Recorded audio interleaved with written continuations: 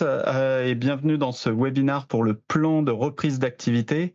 Et aujourd'hui, je suis accompagné de Antoine et de François, donc de François de PriceMove et Antoine de chez Mano Mano. Ils vont pouvoir se présenter sous peu et on va du coup dérouler un peu cette présentation qui se veut un peu un échange aussi avec nos invités qu'on a là aujourd'hui. Et ça sera suivi aussi d'une Q&A session où vous pourrez du coup nous poser vos questions en rapport avec ce plan de reprise d'activité. Donc aujourd'hui, hop. Donc aujourd'hui, on va commencer par c'est quoi un PRA et pourquoi c'est important pour les startups. On continuera sur quelques tips pour pouvoir définir son PRA et bien comprendre les enjeux. Et après, deux grandes familles, disons, de PRA qui vont être le PRA sur une région AWS et le PRA plus sur plusieurs régions AWS. Donc, premièrement, c'est quoi un PRA? On va prendre, c'est un plan de reprise d'activité. Donc, c'est le fait de se préparer au pire pour réduire l'impact d'un tel accident. Et les différents exemples qu'on peut prendre d'incidents, ça va être la mise en production d'une version défectueuse, l'attaque par des hackers, par exemple sur une attaque de déni de service, ou bien simplement une erreur humaine de configuration. On vient dans la console AWS, on touche à un paramètre et là, il n'y a plus rien qui marche. Ou tout simplement l'indisponibilité d'un service d'AWS ou d'une zone de disponibilité. Et ça, on en reparlera aussi. Le plus important, c'est ce que nous dit du coup le CTO d'Amazon, qui est Werner Vogel, qui dit "Everything fail all the time". Donc tout est prêt, il faut se préparer à toutes les dépendances, toute notre application, n'importe quoi sur lequel on travaille peut avoir une failure et du coup affecter la disponibilité de notre service.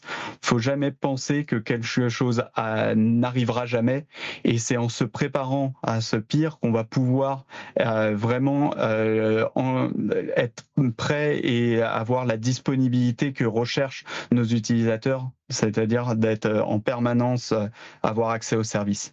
Donc cette disponibilité dans un plan de reprise d'activité se définit par deux grandes métriques qui vont être le RPO pour Recovery Point Objectif et le RTO pour Recovery Time Objectif.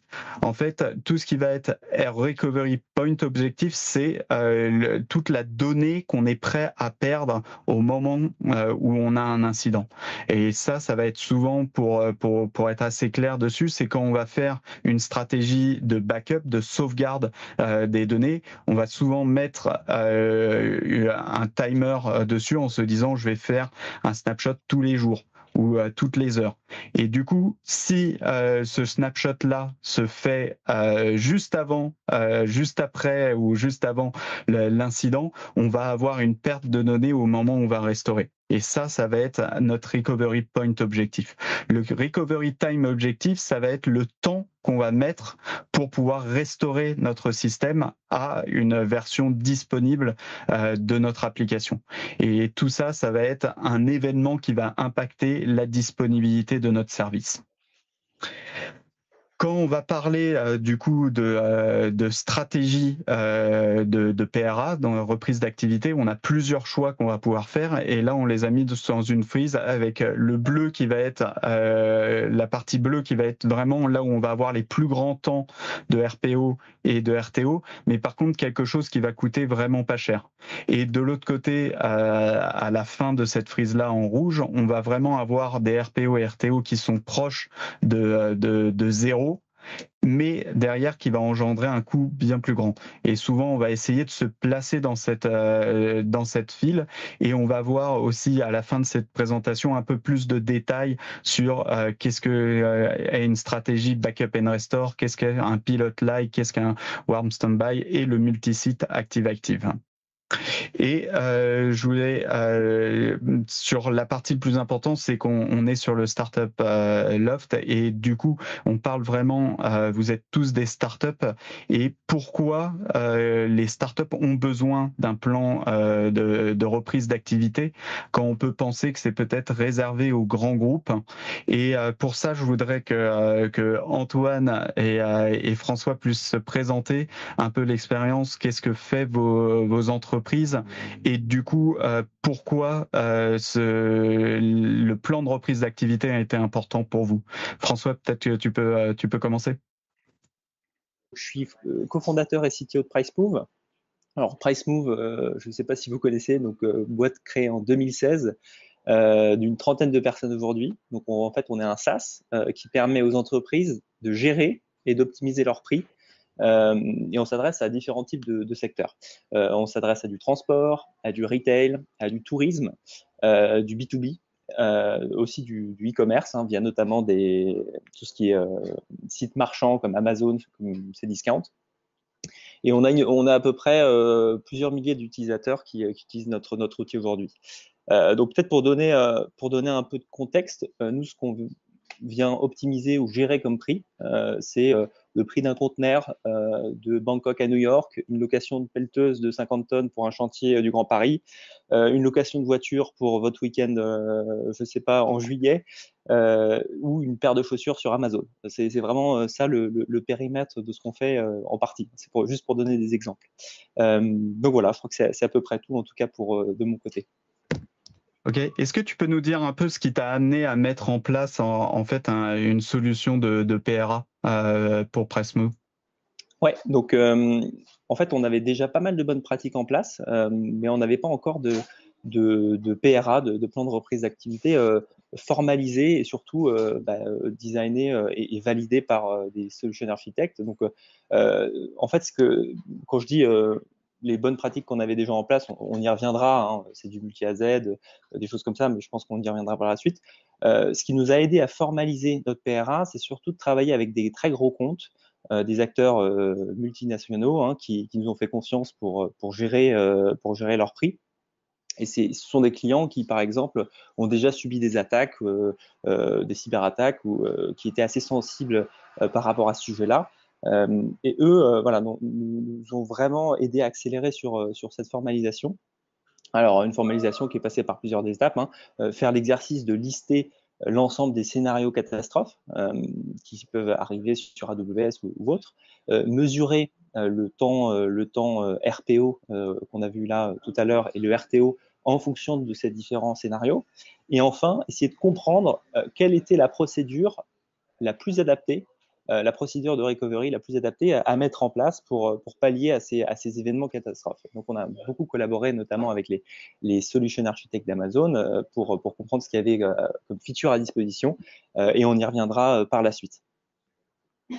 Et du coup, pour toi, cette stratégie de PRA a permis de développer ta boîte en signant des plus gros contrats qui auraient été inaccessibles sans avoir cette stratégie. Disons effectivement que c'était un prérequis pour aller signer des grands comptes, hein. On parle de comptes qui font plusieurs milliards de chiffre d'affaires. Et donc, c'était vraiment, ça faisait partie de toute une série d'indicateurs qui nous demandaient, hein, comme des audits de sécurité, des choses comme ça. Et effectivement, le PRA en faisait partie. Il fallait être très clair sur comment on allait réagir en cas en cas de catastrophe. Ok, super. Et Antoine, si tu pouvais te présenter et dire en fait pourquoi dans une startup qui a bien grossi comme Mano Mano, quels étaient du coup les challenges et pourquoi avoir mis un PRA et surtout les enjeux qui sont derrière. Oui, bien sûr. D'abord, bonjour à tous et merci d'être ici également. Alors moi, c'est donc Antoine Jacoto, je suis VP Platform Engineering chez Mano Mano, c'est-à-dire que je gère à peu près toute la partie Core Engineering, Core Infrastructure, QA, Incident Management, Data Engineering. Voilà, on va résumer ça en l'IT hors équipe produit. Et donc, je suis évidemment responsable de la partie PRA. Et vous m'excuserez si j'emploie le terme DRP en tant que la Mhm. version anglaise, parce que j'ai plus l'habitude d'utiliser ce terme-là. Deux petits mots sur Mano Mano, quand même. C'est une société qui a été créée en 2013, société française, qui est toujours le leader européen spécialiste du bricolage de la maison et du jardin en ligne. Donc, on a une marketplace avec des offres en B2C et en B2B, avec 3600 marchands sélectionnés et un volume d'affaires qui a doublé entre 2019 et 2020, ce qui coïncide avec notre migration vers AWS. Et on prévoit à peu près 1000 employés à la fin de cette année. Alors, pour répondre à la question sur les enjeux pour nous, alors tu parlais de votre CTO. Moi, je veux te parler de la loi de Murphy qui dit que tout ce qui peut finalement, je connais la version anglaise, anything that can go wrong will go wrong. Donc, de toute façon, on savait qu'un jour ou l'autre, on n'allait pas échapper à une catastrophe sur notre plateforme et sur nos stacks. Le but n'est pas de savoir si, c'est de savoir quand. On a les mêmes problématiques que François sur la partie audit. Nous, on a fait 311 millions de levées de fonds depuis l'instanciation de la société. Et bien entendu, la mise en place d'un process de DR devient maintenant une condition sine qua non pour continuer à grossir et à faire du business, non seulement avec nos marchands qui on doit faire confiance, mais aussi auprès de nos investisseurs. Donc l'enjeu principal, il était bien sûr là. Et alors, on parlait de multi-ASI, tout ça, on pourra en parler tout à l'heure. Donc, on a des problématiques de résilience au quotidien. On est dans un contexte d'hypercroissance. Parfois, on multiplie le trafic par 4 sur le site en l'espace d'une semaine. Donc, on a la partie résilience, on va dire régionalisée, avec autant que faire se peut un parcours utilisateur fonctionnel, mais on doit aussi être capable d'assurer la continuité du métier en cas d'incident grave. Tu en as cité plusieurs, il y a plein de types d'incidents qui peuvent arriver. En effet, la perte d'une région, c'est déjà arrivé, notamment la perte network d'une région. Donc, on doit être en capacité de continuer le business en cas de perte network. Et le fait d'être en multi-ASI, le fait d'être sur le cloud, le fait de pouvoir orchestrer facilement des ressources d'infrastructure, en fait, je préfère le préciser, mais ça ne peut pas dire qu'on n'a pas besoin d'un PRA. Souvent, quand on parle d'un PRA, les gens pensent, ouais, mais c'est un peu old school, c'est plutôt pour le on-prem, les data centers. Quand on est sur le cloud, tout est hyper résilient, tout est démultiplié sur plusieurs zones, plusieurs DC, etc. Et en fait, la partie PRA, c'est vraiment une problématique qui est complètement différente. C'est-à-dire qu'il y a un moment, tout va tomber et on va tout perdre, que ce soit de la donnée ou que ce soit du fonctionnel. Donc nous, on en reparlera après, mais on est parti sur un PRA sur une deuxième région pour tout ce qui est infra IT, pipeline, application et évidemment data, avec le but de pouvoir reconstruire une stack complète mano mano, donc une stack fonctionnelle métier, dans une autre région en un minimum de temps. Et je mentionne aussi parce que je pense que c'est intéressant, parce que c'est pas forcément des choses qu'on peut imaginer quand on fait un PRA, mais nous, c'est aussi une excuse pour pouvoir migrer de région. Passer de Paris en Irlande, par exemple, c'est quelque chose qu'on souhaiterait faire. Et en fait, on va utiliser le PRA et le sponsoring du business pour mettre en place ce plan, pour nous permettre aussi d'effectuer une migration purement technique qui n'intéresse absolument pas le métier. C'est super intéressant. Et je crois que tu avais aussi un peu évalué justement ce coût-là et en quoi dans Mano Mano c'était aussi financièrement important de pouvoir avoir ce PRA. Tu as mentionné les levées de fonds, mais aussi la potentielle perte de business qui va avec le downtime de l'application. Ouais, alors tu vois, je vais pas te faire un dessin, c'est une marketplace, donc dès qu'on est moins performant, dès qu'on répond moins vite ou dès qu'on répond pas du tout, on perd immédiatement du volume d'affaires. Donc ça, on va dire la conséquence numéro un. Et après, il y a les problématiques aussi. On va perdre des clients tout simplement qui ont eu une mauvaise expérience et en termes d'image, voilà, ça peut devenir catastrophique. Et l'image est aussi très importante pour la partie évidemment métier, mais pour la partie levée de fonds et puis confiance, quoi. Donc ouais, ouais. Super, merci encore. Donc on peut passer à l'étape de comment on définit du coup son plan de reprise d'activité. Et la première chose qu'on peut dire, c'est qu'on n'est pas obligé d'avoir la même stratégie pour l'ensemble des composants de son application. On va pouvoir choisir un plan de reprise par composant. Donc là, si je prends une application, disons, assez basique avec un front-end client, une API qui serait disponible, un back-office qui permet aux gens en interne de pouvoir administrer cette application, et de l'autre côté, un pipeline de CI/CD, un pipeline de data, et ben on peut avoir du coup des PRA différents. On va vraiment essayer d'aller le plus vers potentiellement du active-active ou du warm standby sur tout ce qui va être frontal au niveau des clients. Peut-être qu'on peut avoir un PRA moins agressif pour le back-office en interne. Bien sûr, ça va dépendre de l'application, parce que des fois, le back-office interne a besoin, quand on parle de mano-mano avec par exemple 1000 employés dedans, est-ce que avoir 1 heure de downtime sur le back-office, ça serait pas aussi quelque chose d'inacceptable?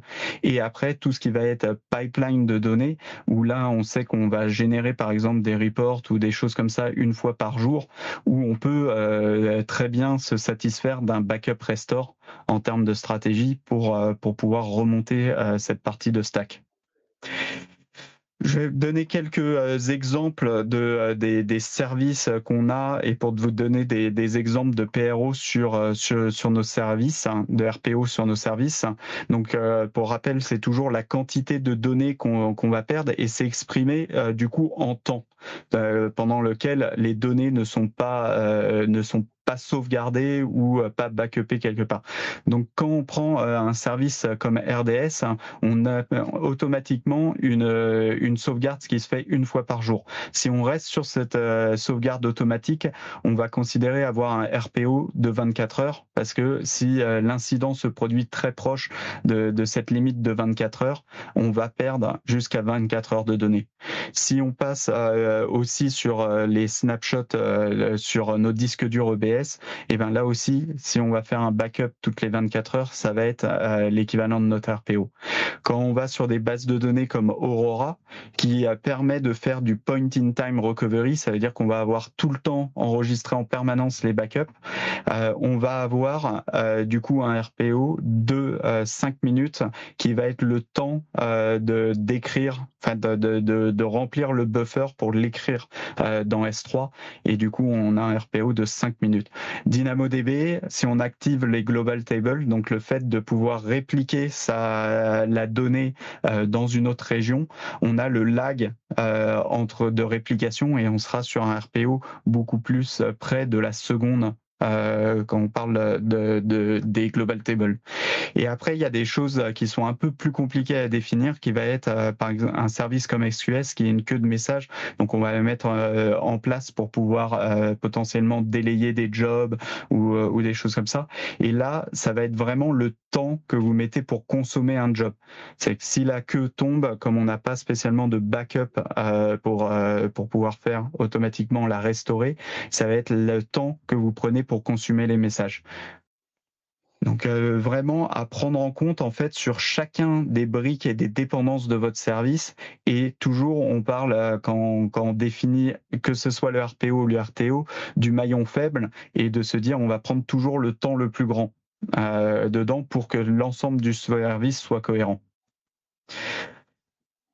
Quand on parle du RTO, donc le temps qu'on met pour rétablir notre système, l'important c'est de ne pas se focaliser par exemple sur le temps de déploiement. On fait un backup restore, le restore d'une base de données, ça va prendre 30 minutes, enfin ça va être très dépendant du volume de données, mais si on prend 30 minutes, du coup, le RTO, ça va pas forcément être 30 minutes, ça va être aussi votre capacité à détecter l'erreur, à l'escalader et à comprendre qu'il faut mettre en place le PRA pour celle-là, parce que si on a une erreur qui n'affecte pas vraiment le service, par exemple une petite augmentation des erreurs 500 ou des choses comme ça, on va pas tout de suite déclencher le plan de PRA. Donc il y a une décision qui doit être prendre plus ou moins automatique là aussi, avant de faire toute la phase de PRA. Et tout ce temps-là est un temps d'indisponibilité, et du coup est calculé dans le RTO. Donc, ce qui est important dans le RTO, c'est vraiment d'automatiser le plus possible. Plus vite vous repérez qu'il y a un problème, plus vite vous savez escalader qu'il faut mettre en place le PRA, plus vite vous allez réduire en fait le RTO. Et ça va être vraiment important à mettre en place. Et du coup, est-ce que Antoine, tu peux nous parler un peu de ce que tu as comme objectif en termes de RPO et RTO et comment vous avez réussi à les définir chez ManoMano? Oui, bien sûr. Alors, notre RTO est de 4 heures. Alors, je vais quand même donner un petit modulo. C'est que, en fait, nous, on est en cours d'implémentation de notre PRA. La cible, c'est fin d'année. Alors, on a déjà beaucoup de choses en place, hein, la question n'est pas là. Mais donc, c'est quelque chose, pour répondre à la question, sur lequel on itère. Aujourd'hui, on est sur une cible de 4 heures de RTO et un RPO de 1 heure. Et possiblement 5 minutes, parce qu'on est sur l'Aurora et sur l'Aurora global, donc multi-région, entre l'Irlande et Paris. Et donc, on a une possibilité de rejouer les jeux de données avec du point-in-time recovery, comme tu as montré sur ta slide précédente. Alors, comment est-ce qu'on a décidé de ça? Écoute, c'était en adéquation avec le métier et nos capacités techniques et fonctionnelles, et aussi nos velléités, c'est-à-dire ce qu'on veut pouvoir être en capacité d'offrir en termes de PRA aux équipes et aux investisseurs. Donc aujourd'hui, on est sur du 4 et 1. On verra ce que l'avenir nous dira, mais voilà, c'est l'objectif qu'on s'est fixé en tout cas pour la fin de l'année en partenariat avec le business et les équipes techniques. On s'est servi d'un risk assessment, enfin d'une matrice de risk assessment, je sais pas trop comment, de gestion des risques, voilà, en français, en partant des risques, voilà, improbables, possibles, probables, etc., de la sévérité liée à l'application, et puis de type acceptable, tolérable, intolérable, etc., pour définir une matrice. Et c'est à travers cette matrice qu'on a pu voir en termes de capacité technique et technologique sur la partie RTO ce qu'on était en capacité d'offrir. Voilà, parce il fallait pas juste essayer de trouver le meilleur compromis avec le métier, il faut voir qu'on est en capacité technique aussi de l'offrir par rapport à la stack qu'on a aujourd'hui sur AWS. Voilà. Et est-ce que tu pourrais parler aussi un peu, parce que justement tu parles beaucoup de métier, en fait le fait qu'un PRA c'est pas forcément quelque chose qui soit entièrement IT et du coup que c'est vraiment un engagement d'une boîte entière. Alors c'est obligatoirement un engagement de boîte entière, tout comme une migration vers le cloud. C'est pas un sujet IT. C'est-à-dire que c'est pas parce que le métier et notre magasin finalement est un magasin digital que la gestion d'un PRA est uniquement technique. Donc on a besoin d'un énorme sponsor du métier, ne serait-ce que parce que ça va prendre du temps à nos équipes de dev et à nos équipes d'engineering en règle générale. Donc, ça va prendre sur leur backlog, ça va prendre sur de la feature qu'on ne va pas créer puisqu'on va se concentrer sur la mise en place de la résilience et du PRA avec les équipes opérationnelles. Et donc, de toute façon, c'est un sujet boîte qui doit être porté, évidemment, par les plus hautes instances, que ce soit un COMEX, un CODIR, peu importe, de la société, évidemment. Sinon, c'est impossible d'y arriver. Ça ne peut pas rester un sujet technico-technique. Déjà, on a trop besoin de connaissances fonctionnelles, on a trop besoin de connaissances métiers parce qu'il faut qu'on soit aussi au courant des impacts. C'est-à-dire que nous, on peut imaginer des impacts d'une telle application, mais peut-être qu'il y a des impacts métiers qu'on ne voit pas, qui sont peut-être plus importants ou voire moins importants. Il y a des fois, on pense que notre application de paiement est hyper importante, alors qu'en fait, derrière, si cette application tombe là, on a peut-être un système de buffering qui va faire avec des prestataires, qui va faire que c'est moins important qu'une autre application qu'on pensait plus importante. Donc le travail avec le métier est hyper important. Voilà. Un, pour connaître les impacts, et deux, pour avoir le sponsoring. Super, merci. Et du coup, on va passer à quelques stratégies du coup pour pouvoir mettre un RPO et pour commencer avec le PRA dans une région d'AWS. Et du coup, pour bien comprendre ça, je voulais représenter un peu l'infrastructure d'AWS avec cette slide. Et on va remettre. Donc AWS, c'est composé de 25 régions dans le monde qui sont éparpillées de manière géographique et qui correspondent souvent à un pays, même si dans certains pays comme les US, on va avoir plusieurs régions. Et c'est important ce mot région parce que ça, c'est pas à assimiler avec un centre de données comme on pourrait avoir. En fait, une région, ça va être constitué chez AWS de 3 zones de disponibilité.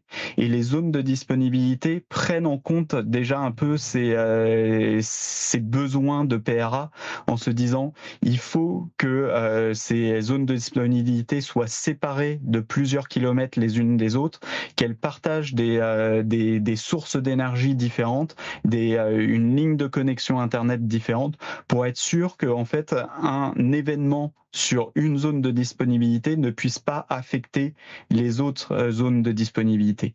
Et après, dans une zone de disponibilité, en fait, c'est un groupe de data centers qu'on va avoir et qui peut être un seul. Et la plupart du temps, ça va être plusieurs data centers qui partagent pas justement cette contrainte des zones de disponibilité, donc elles vont être beaucoup plus proches physiquement, elles vont partager potentiellement la même source d'énergie. Et du coup, quand vous démarrez une instance EC2, c'est pour ça qu'il va falloir choisir une zone de disponibilité où vous êtes. Et c'est là où on vient aussi à nos services managés. Donc AWS est très connu pour provider beaucoup de services managés. Et l'ensemble de ces services managés vont utiliser les zones de disponibilité et du coup l'infrastructure que AWS a mis en place. Et pour en citer quelques-uns, du coup, on a Amazon RDS qu'on peut activer du coup le multi-AZ pour la multi-zone de disponibilité. Et ça permet d'avoir un standby réplica, donc une copie de la base de données qui soit dans une autre zone de disponibilité avec une réplication entre les deux. On a aussi une sauvegarde automatique qui se fait sur S3 et S3, tous les fichiers vont être mis sur 3 zones de disponibilité. DynamoDB utilise directement 3 zones de disponibilité quand vous l'utilisez. Donc, si une zone de disponibilité tombe, il n'y aura aucun impact sur votre base de données. Et on a aussi, comme on a vu, les autoscaling groups qui vont vous permettre d'avoir un groupe d'instances, du coup EC2. Et si une zone de disponibilité tombe, l'autoscaling group va permettre de récupérer ces instances qui sont tombées dans une zone de disponibilité et les dispatcher en fait dans les 2 zones de disponibilité restantes. On a bien sûr qui marche avec pour que l'application soit toujours up. On a notre load balancer qui est capable de distribuer le trafic sur plusieurs zones de disponibilité. Et après, nos disques durs qu'on attache aux instances qui sont eux aussi sauvegardés sur plusieurs zones de disponibilité. Donc tout ça va vous permettre d'avoir du coup un PRA, en tout cas à l'intérieur d'une zone AWS, d'une région AWS, de manière assez facile.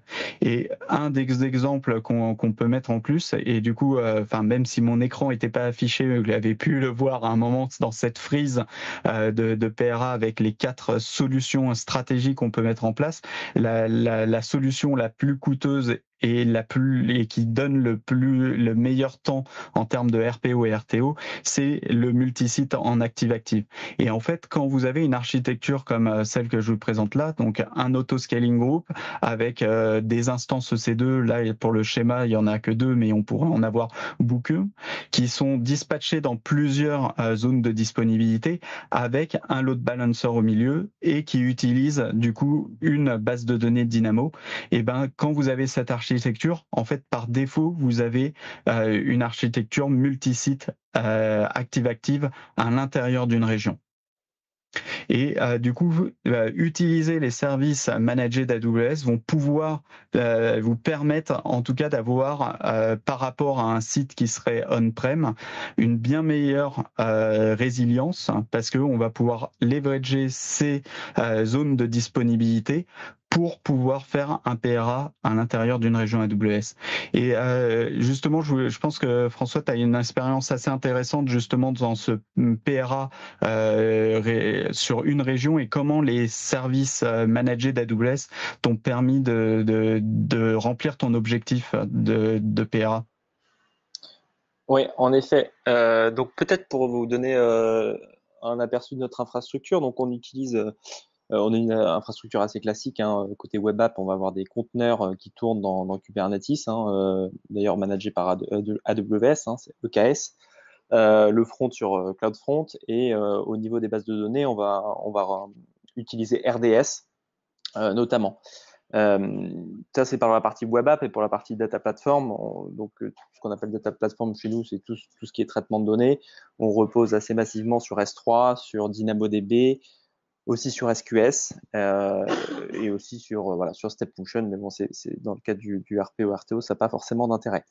Nous, en fait, ce qu'on a utilisé pour faire du RPA dans une région, c'est essentiellement trois options. Donc, le point in time recovery de RDS. Donc, l'idée, c'est vraiment de revenir à n'importe quel moment en arrière dans le temps pour pouvoir reconstruire l'état de la base. Donc ça, c'est un clic sur AWS, ou alors une commande Terraform. Ça permet vraiment de bénéficier d'une feature intéressante, de pouvoir remonter un peu quand on veut dans le temps. Deuxième option qu'on a pu utiliser, c'est le multi-AZ. Vous connaissez tous, j'imagine, qui s'active pareil en un clic ou grâce à un paramètre Terraform, qui va permettre en fait de détecter quand un nœud est down dans une AZ, et de faire une bascule sur une autre AZ. Donc ça, c'est disponible à la fois sur RDS, mais aussi sur Kubernetes, enfin sur différents nœuds Kubernetes, puisqu'on a décidé de déployer plusieurs nœuds et des nœuds dans différentes availability zones. Ce qui nous permet d'avoir notre ALB, notre load balancer, qui va changer de nœud en cas de panne. Et la troisième option qu'on peut activer, c'est effectivement le multi-region, qui est pas tout à fait lié à une panne dans une AZ, mais qui va permettre effectivement de recouvrir des données qui sont perdues. Et ça, c'est très facile à activer sur S3. En cas de panne, on peut aller récupérer des données dans une autre région. Si Francfort tombe, on va chercher en Irlande, par exemple. Donc ça, c'est essentiellement les possibilités qui sont offertes, en tout cas qu'on a utilisé nous pour pouvoir faire ce plan de reprise d'activité. Ouais, c'est assez intéressant. Du coup, sur une région AWS, tu as fait ton PRA qui va être beaucoup plus proche de ce qu'on va appeler un warm standby quand on parle de RDS avec un standby réplica. Mais pour te protéger aussi du fait qu'une région tombe, tu as mis en place du coup déplacer tout ce qui va être backup et données sur S3 dans une autre région, pour avoir aussi différents niveaux de PRA en fonction des incidents qui peuvent arriver. Exactement, nous on a vraiment eu une approche séquencée du PRA. On n'a pas une réponse de RPO et RTO, c'est en fonction de la criticité de l'incident, on va pouvoir répondre en un temps déterminé. Effectivement, si ça tombe dans une AZ, on peut très facilement reprendre en une heure l'activité grâce à ces fonctionnalités de multi-AZ, entre autres, de point-in-time recovery. Dans le cadre d'un incident dans une autre région, enfin dans toute une région, donc toute l'Irlande qui est affectée, là, c'est effectivement un petit peu plus costaud comme plan de reprise, donc ça va prendre plus de temps. Mais typiquement, on va aller chercher de la donnée sur une autre région, parce qu'on a stocké nos backups sur S3, en Irlande comme à Francfort, et on va pouvoir reprendre un historique. Donc on va être moins réactif, ça va prendre plus de temps, mais disons que en tout cas c'est un événement qui arrive moins souvent, donc on a vraiment voulu mettre en place cette approche séquencée, quoi. Yes, super intéressant. Du coup, en reprenant, on a parlé beaucoup des pannes sur une région, sur une zone de disponibilité. Et il faut aussi prendre en compte la disponibilité et de l'application en elle-même, parce que c'est quelque chose, quand on est une startup, on va déployer plusieurs fois par semaine, voire plusieurs fois par jour, et se protéger aussi de cette partie de code défaillant, c'est aussi quelque chose d'important important. Et du coup, on peut ajouter à cette stratégie de PRA aussi toute une stratégie de CI/CD et de déploiement. Et du coup, vous avez le Canary Release, le Blue Green Deployment, ou aussi faire des rollbacks automatiques qui vont vous permettre aussi d'enlever cette peur de la mise en prod quand on travaille sur un PRA, se disant on va pas activer forcément notre PRA directement quand on a juste un code défaillant qui est venu en prod. Et on peut penser aussi à des choses qui vont être des modes dégradés. Si vous avez une application qui est en microservice, rien ne vous empêche de pouvoir avoir des dépendances qui soient plus, disons, soft, en se disant, ben voilà, j'ai peut-être pas mon service qui va me donner la valeur du dollar par rapport à l'euro.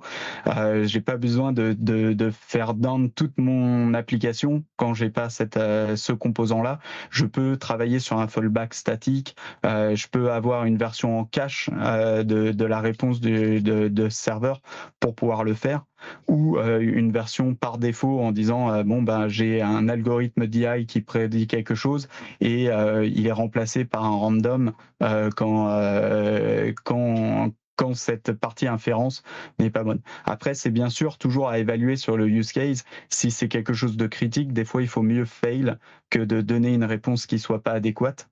Et ça va vraiment être ajusté en fonction de son application.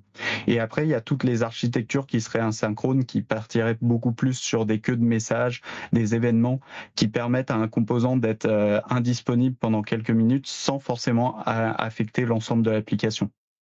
Donc ça, c'est toujours aussi à considérer, à adosser avec un plan de PRA pour pouvoir avoir les meilleures disponibilités et réduire ces parties où on serait en full downtime. Du coup, si on parle du PRA multi-région, du coup, c'est là où on va commencer à déployer de l'infrastructure et d'utiliser les 25 régions d'AWS. Alors, on va pas utiliser forcément les 25, mais souvent une région secondaire. Et là aussi, on a beaucoup de features côté AWS pour vous aider à faire ces PRA multi-régions. Donc, sur RDS, on peut copier les sauvegardes qu'on va faire dans une autre région. On peut faire de la réplication interrégion aussi pour pouvoir avoir un standby réplica dans une autre région ou même un RED réplica dans une autre région. Sur DynamoDB, du coup, on a cette feature des global tables qui vont permettre d'avoir une table qui est sur 2 régions différentes et qui vont être synchronisées aussi en écriture et en lecture sur plusieurs régions. S3 propose, comme tu t'en parlais François, de la réplication interrégion, donc on peut copier le contenu, synchroniser le contenu d'un bucket qui est dans une région dans une autre.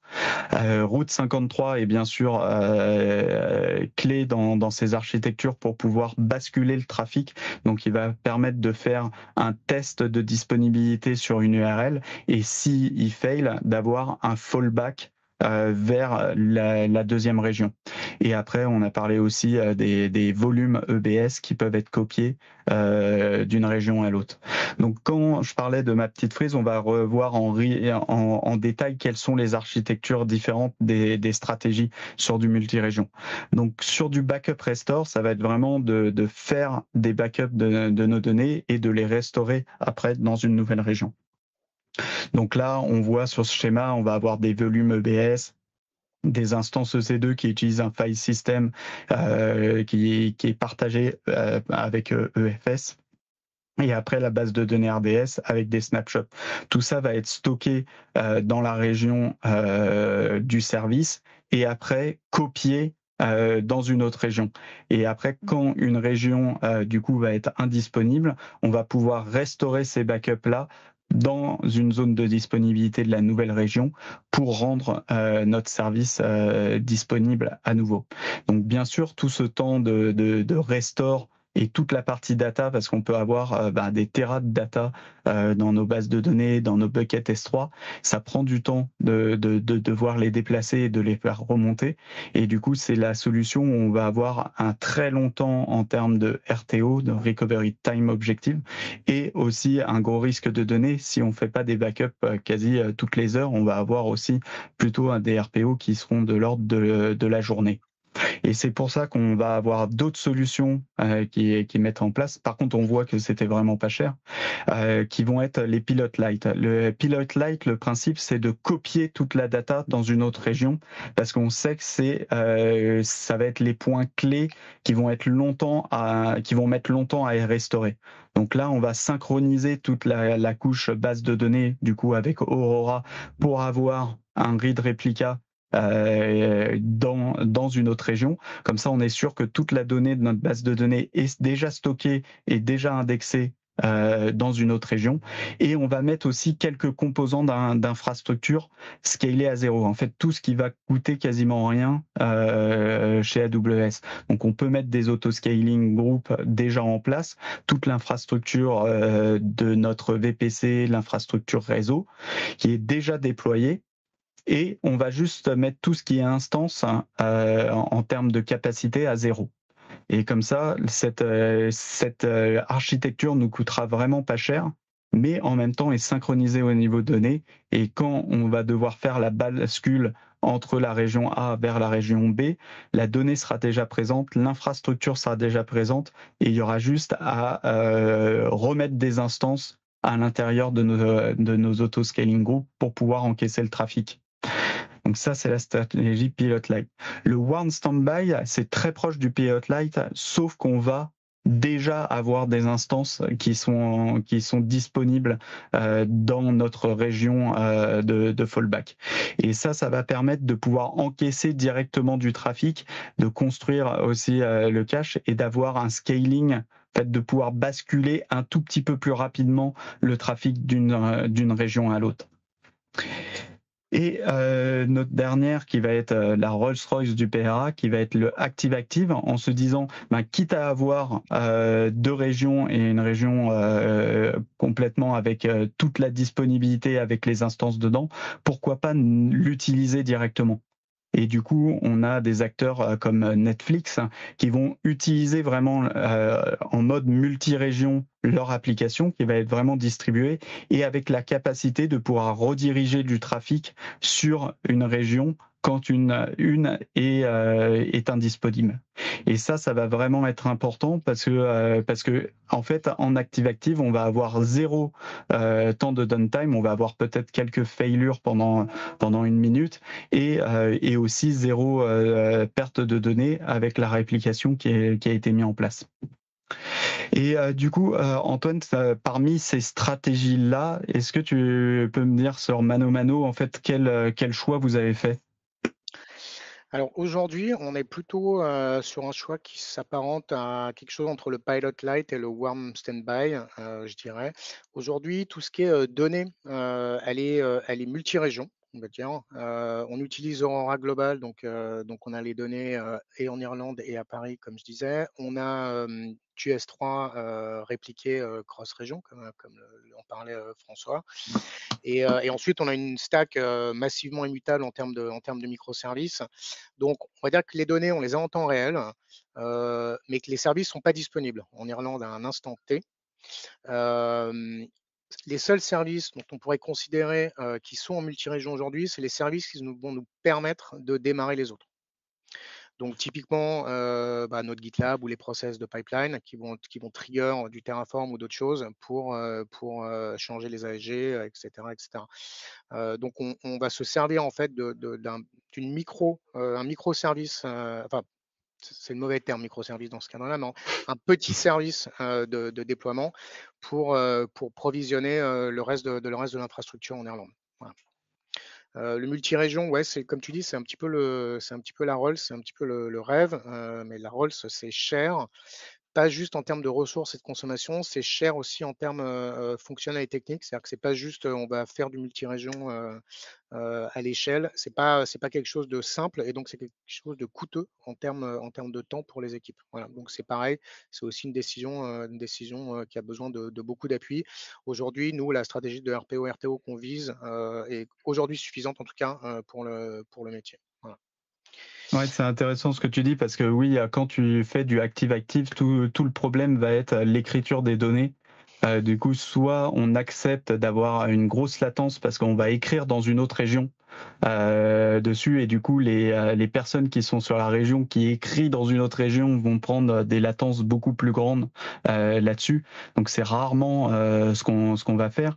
Et après, dès qu'on va tomber dans le active-active avec des écritures dans les deux régions, il va avoir le problème de conflit entre des écritures, en se disant, par exemple, si on a une base de données, est-ce que les ID vont pas conflictuer, parce que si on a des ID incrémentaux, et ben du coup ils vont se recouper dans les deux bases de données qu'il y a, et du coup ça va être vraiment des choses où il va falloir développer pour que du active-active soit mis en place.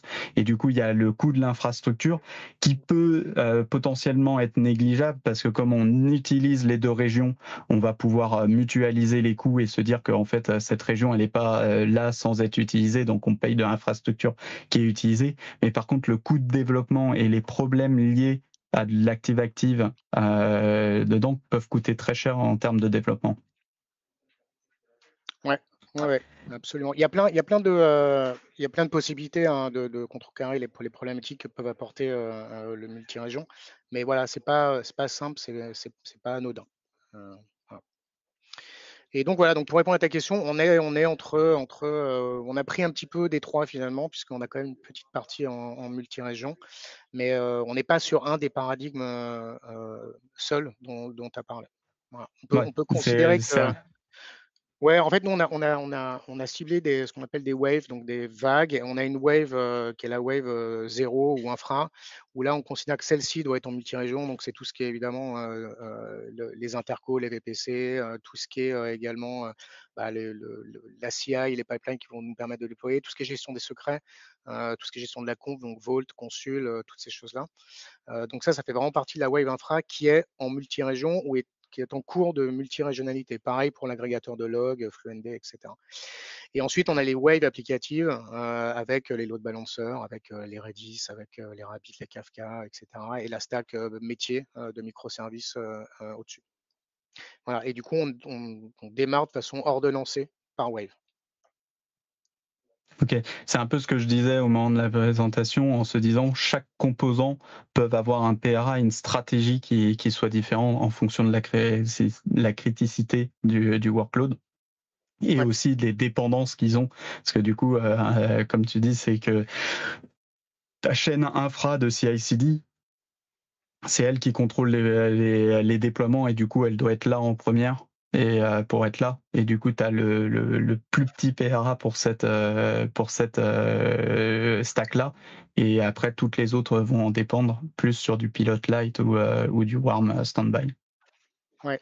Sachant que notre chaîne de déploiement, on la déploie avec notre chaîne de déploiement. Donc, c'est ce qu'on a. Nos pipelines en Irlande L'œuf et sont la poule. déployés avec nos process de pipeline de Paris. Donc, ils ont besoin d'être là. Enfin, voilà, il faut qu'il y en ait un qui tourne à n'importe quel moment pour pouvoir déployer l'autre. Super. Je voulais ajouter un petit dernier mot, c'est que un PRA, faut le tester régulièrement, et notamment juste, même si on fait juste des backups, c'est très fréquent que le jour où on en a besoin, le backup ne marche pas, que la bascule ne fonctionne pas, ou que le standby réplica n'a pas été à jour avec les bonnes données. Et du coup, c'est quelque chose qu'il faut maintenir, qu'il faut tester très régulièrement pour être sûr que le jour où on en ait besoin, il soit là. Tu as absolument raison et je pense qu'il faut que tu le répètes 10 fois. Voilà. Super. Du coup, on arrive un peu à la fin de ces présentations, et du coup, vous pouvez scanner ce petit code pour donner votre avis, parce que chez AWS, on aime avoir le retour des clients pour pouvoir améliorer nos prochaines présentations. Et on va pouvoir démarrer aussi sur une petite Q&A. Donc, si vous avez des questions à poser, on peut y répondre. Il nous reste quelques minutes dans le temps imparti qu'on a, 9 minutes. Et je vais du coup demander à Francis, qui est un solution architect qui travaille avec moi, de peut-être sortir quelques questions et de nous les poser.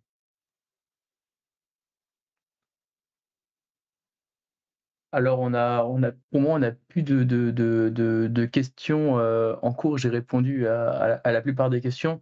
Une question qui était assez récurrente finalement et qui revenait, c'est est-ce que si une région, par exemple, tombe, est-ce qu'on va perdre des données? La réponse, c'est qu'elles sont indisponibles, mais on va pas perdre des données. Typiquement, par exemple, dans le cadre par exemple d'un snapshot qui serait fait sur RDS dans une région, si vous avez une EZ qui tombe, par exemple, votre snapshot sera encore disponible au niveau de la région. Par contre, s'il y a toute la région qui tombe, effectivement, vous ne pourrez pas avoir la disponibilité de bouger ce snapshot dans une autre région. Donc c'est là-dessus où il faut faire, en tout cas, faut prendre des précautions. Ouais, ce qui est important de comprendre, c'est du coup entre la disponibilité et la durabilité. C'est que tous les choses qui vont être stockées sur S3, les snapshots RDS vont être copiés dans chacune des zones de disponibilité. Une zone de disponibilité, si on prend un accident très grave, qu'il y a une météorite qui tombe dessus, bien sûr, les disques durs seront cramés et du coup, on ne pourra pas restaurer. Mais vous pouvez toujours récupérer le snapshot sur les différentes zones de disponibilité qui sont là. Et ça va être tout ce qui va être durabilité. Mais par contre, il faut se dire que si une région tombe, ça va être vraiment au niveau de la disponibilité, parce que du coup, on a géré les risques si il y a des tsunamis ou des choses comme ça pour être sûr qu'elles soient bien séparées. Donc normalement, les zones de disponibilité vont pas tomber en même temps et du coup, on n'aura pas une région complète qui n'aura plus les backups. Mais par contre, c'est toujours un risque qu'il faut prendre en compte. Tout peut failer et du coup, d'avoir potentiellement une copie dans une autre région des données est important. Et ça va être surtout important par rapport à la disponibilité parce qu'on peut avoir un outrage sur S3 qui fait que les données sont toujours là, mais elles sont pas accessibles au moment où vous en avez besoin. Et du coup, si vous avez besoin d'utiliser votre backup à ce moment-là, eh ben, il sera pas disponible. Et du coup, la plupart du temps, pourquoi copier ces données dans une autre région? C'est surtout pour avoir la disponibilité d'une autre région en cas de fort incident qui se produit.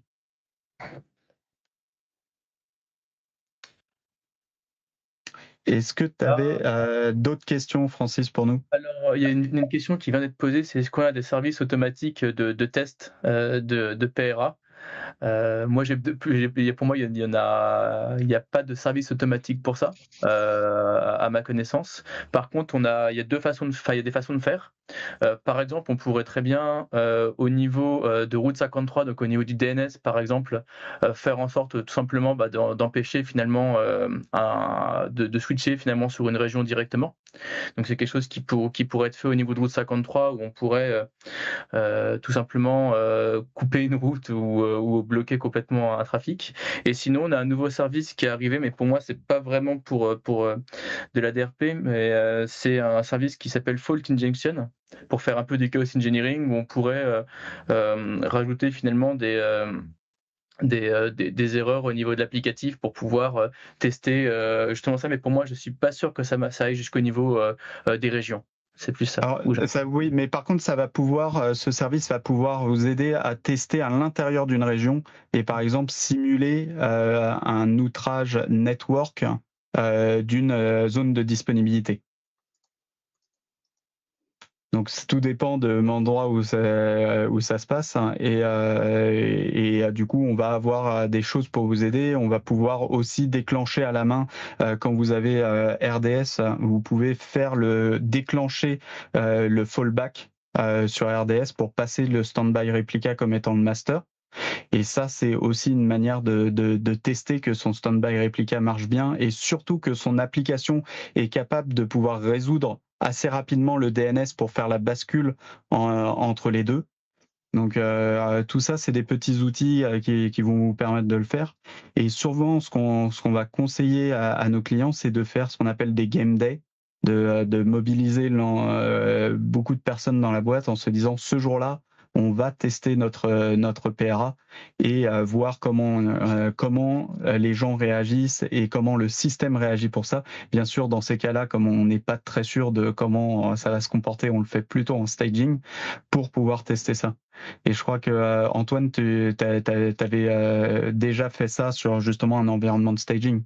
Alors, c'est en cours. On fait beaucoup de game day et on en fait certains avec vous d'ailleurs. On a prévu ce qu'on appelle un Nuclear Day le 1er juillet prochain, donc dans 15 jours, où en effet, on va détruire l'accès au staging. Enfin, on va simuler une coupure de la région et on va déclencher notre PRA sur le staging. Alors ça, c'est bien parce que ça permet de détecter pas mal de problématiques de flux, problématiques fonctionnelles, problématiques même d'infrascode, etc. Mais encore une fois, ce que vous testez, c'est le staging. Vous testez la pré-prod et vous validez que vous avez un PRA fonctionnel en pré-prod. Dans la vraie vie, on s'en fout parce que le PRA, c'est la prod. Et c'est très dur de tester en conditions réelles un PRA. Il faut encore une fois un gros sponsoring du métier et du reste de la boîte. Nous, on a une super excuse et on va l'utiliser à mort. C'est l'excuse de la migration vers l'Irlande. C'est-à-dire qu'un jour, on va faire shutdown sur Paris et de toute façon, on a le sponsoring pour migrer. Et donc, on va voir là, à ce moment-là, comme on sera un petit peu all hands on deck, s'il y a du hotfix à faire, on sera en capacité de le faire sans se mettre trop en risque. Mais du coup, on va un petit peu utiliser ce sujet de la migration de région pour tester notre PRA en prod. Super. François, tu avais un retour aussi sur ça, sur les tests? Alors, nous, c'est pareil, hein, c'est un peu en cours de notre côté. Si on doit faire des tests, ça sera plutôt en staging. On va pas faire ça en prod tout de suite. Mais je pense effectivement, ça peut avoir du sens de faire ça en prod, en tout cas dans un cas plus ou moins critique, hein.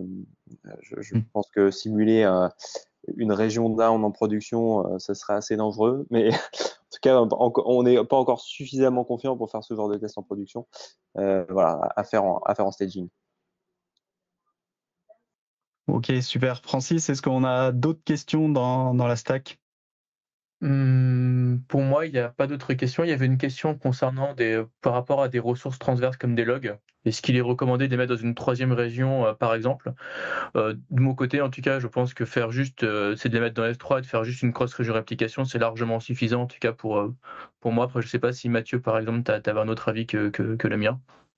Non, enfin, d'avoir 3 régions, c'est toujours en quoi il faut toujours évaluer du coup la criticité des choses qu'on va backuper. Pour aller jusqu'à 3 réplications, il faut vraiment qu'elles soient critiques pour la boîte et du coup d'avoir ce niveau-là et d'avoir une grande peur sur le fait que 2 régions AWS ne soient pas disponibles et ou des problèmes de durabilité, du coup que 2 régions AWS perdent l'ensemble des données sur S3. Donc c'est pas forcément pertinent de pouvoir le faire, en tout cas sûrement pas pour toutes les données que vous avez. Et du coup, c'est toujours à évaluer là-dessus. Par contre, ce qui peut être dans tout ce qui est log, ce qui peut être un peu important, c'est de pas perdre la raison de pourquoi notre architecture a été down dans une région ou quelque chose comme ça. Donc ça peut être intéressant, oui, d'avoir les logs qui sortent de la région vers une autre, juste pour des besoins d'analyse et de comprendre et de faire la root cause analysis pour pouvoir comprendre ce qui s'est passé.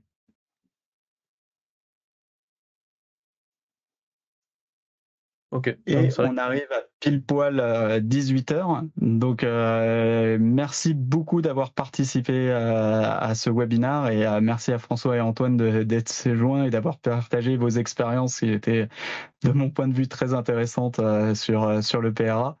Et n'oubliez pas de scanner ce petit code barre juste là pour donner votre avis et qu'on puisse continuer à faire ce genre de webinaire. Merci beaucoup. Merci. Merci à tous. Au revoir.